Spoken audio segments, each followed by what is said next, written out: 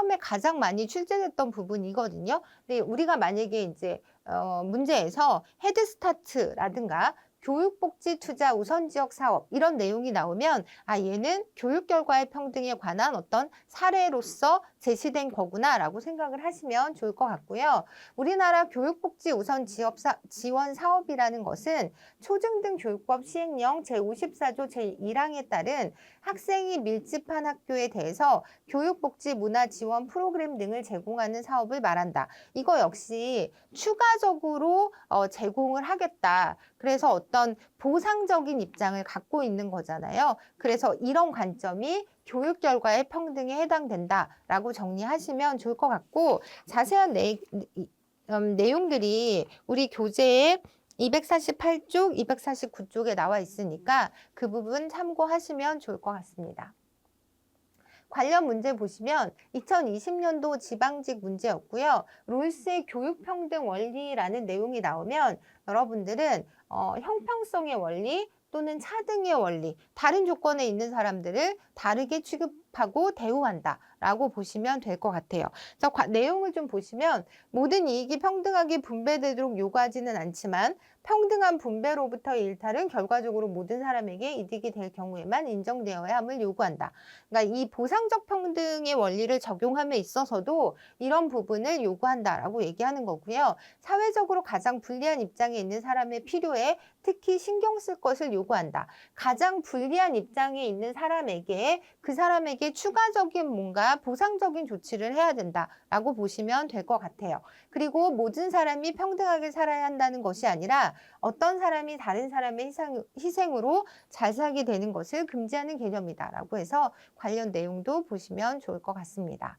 그리고 나서 이제 우리 교재 249페이지 내용이고요. 이제 교육 선발과 시험 관련해서 우리나라 교육 선발의 특징에 대한 이해를 좀 해볼 건데, 우리나라 교육 선발의 특징이라고 하는 건 일단 대학교를 들어가는 입학 단계에서 선발을 하고요. 그리고 고등학교를 거쳐서 대학교에 의한 대학교 단계에서의 어떤 선발이다라고 보시면 되고, 들어가는 방식 자체도 상대적인 경쟁을 통해서 선발이 되고 있잖아요. 그리고 수능이라고 하는 객관식 시험으로 선발이 되고 있다라고 하는 요 네 가지 우리나라 교육 선발의 특징을 여러분들이 좀 기억을 하시고요. 이 교육 선발의 특징과 관련해서 사회학자 호퍼가 교육 선발을 선발 형식, 시기, 대상, 기준으로 나눠서 잘 설명해 주고 있다라고 해서 요걸 여러분들이 좀 기억하실 필요가 있을 것 같아요. 그러니까 얘가 예전에 2010년도 국가직 시험에 한번 나왔었고, 우리 이번 시험에도 보면 그 2010년도 2007년도 예전에 나오는 국가직 문제들이 다시 시험 기출 문제로 출제가 되고 있잖아요. 그래서 제가 요거는 전부터 꼭 체크를 좀 해보자 간단하게 라고 말씀을 드렸던 부분인데, 교재 251쪽에 보면 그 관련 문제도 나와 있고요. 호퍼의 교육 선발의 특징을 좀 살펴보자면 선발 형식에 따라서는 중앙 집권적 표준화 선발과 지방 분권적 비표준화 선발 이렇게 나눠볼 수 있고요. 우리나라는 당연히 중앙 집권적 표준화 선발로 정부나 국가가 위임한 기관에서 표준화 선발고사에 입각해서 대상을 선발한다라고 볼 수 있고요. 그리고 이제 지방 분권적 비표준화 선발이라고 하면 대학이 자체 평가 기준에 따라 대상을 선발하는 경우로 미국의 경우에는 이런 방식을 따르고 있습니다. 그리고 선발 시기는 뭐 조기 선발, 지연 선발 또는 만기 선발 이런 표현을 쓰는데, 우리처럼 대학 단계에서 마지막 단계에서 선발이 이루어지면 지연 선발이다라고 생각을 하시면 되고요. 초등학교 졸업 시기에 또는 초등학교에 선발이 이루어지면 유럽의 경우 이렇게 많이 진행을 하고 있잖아요. 그런 경우에는 조기 선발 방식이다라고 생각하시면 되고, 선발 대상은 특수주의가 있고 보편주의가 있는데, 우리가 뭐 엘리트주의, 정예주의라고 할 때는 특수주의적 입장에서 특수한 자질을 구비한 사람만 선발을 한다라고 보시면 되고, 이런 특수주의적 입장에서 조기 선발 제도가 가능하겠죠. 아무래도 좀 타고난다라고 보기 때문에 조기 선발을 하고 있는 영국, 프랑스, 독일 같은 경우에는 특수주의적 입장에서 선발을 하고 있다라고 보시면 되고요. 우리나라 같은 경우는 보편주의로서 누구나 교육받을 가치를 지니고 있다고 믿기 때문에 이제 마지막 단계에서 한국, 미국, 캐나다, 스웨덴 같은 경우에는 보편주의적 입장에서 선발이 진행되고 있고요. 대중평등주의다라고 보시면 될 것 같습니다.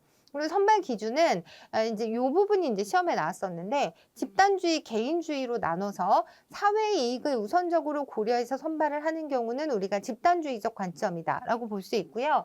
개인의 자아 실현을 강조하는 우리나라의 같은 경우에 개인의 자아 실현을 강조하고 있는데 이런 경우는 선발 기준이 개인주의다라고 볼 수 있다는 거죠. 이렇게 이제 호퍼가 교육 선발의 특징을 나눴고 이것과 관련해서 2010년도 국가직 문제가 나왔었는데 교육 선발을 4가지 측면에서 분석을 하였다. 분석 내용으로 옳지 않은 것은 이라고 해서 다른 건 다 맞는데 4번 내용이 틀렸잖아요. 그러니까 선발 기준에 따라서 이 내용이 아니라, 그러니까 절대주의, 상대주의가 아니라 우리 지금 살펴본 내용에서 집단주의, 개인주의가 들어가야 되기 때문에 이 부분을 여러분들이 틀렸다라고 골라내시면 되고요. 뭐 이런 식으로는 언제든지 문제가 나올 수 있으니까 나머지도 한번 체크하고 보시면 될 것 같습니다. 그리고 이제 제가 추가 자료라고 해서 이 부분은 저희 그 지하쌤 교육학개론 카페, 네이버 카페 들어오시면 제가 학습 자료실에 그 기본서 보충 자료라고 올려놓은 부분이 있거든요. 거기에 추가 자료 있으니까 걔 다운 받으셔서 참고하시면 될 것 같은데 이제 그 호퍼의 교육 선발의 어떤 특징 이전에 터너라고 하는 사람이 사회 이동에 영향을 미치는 사회 규범이 사회마다 다르다. 그리고 이를 기반으로 해서 이 2가지 종류의 교육 선발이 존재한다라는 의견을 먼저 주장을 하셨고 이거를 발전시켜서 우리가 아까 앞에서 살펴본 호퍼의 교육 선발의 특징이 나온 거거든요. 그래서 이 앞에 부분도 혹시 몰라서 제가 참고로 자료를 올려드렸는데 내용이 뭐 그렇게 어렵진 않아요. 일단 후원형이라고 하면 후원적 사회 이동이라고 해서 미래의 사회 지도층은 기성 제도층이나 후원인에 의해 선발되고 사회 지도층의 기준은 그들이 갖추어야 할 조건과 자질에 대한 평가에 의해서 결정된다라고 보는 관점.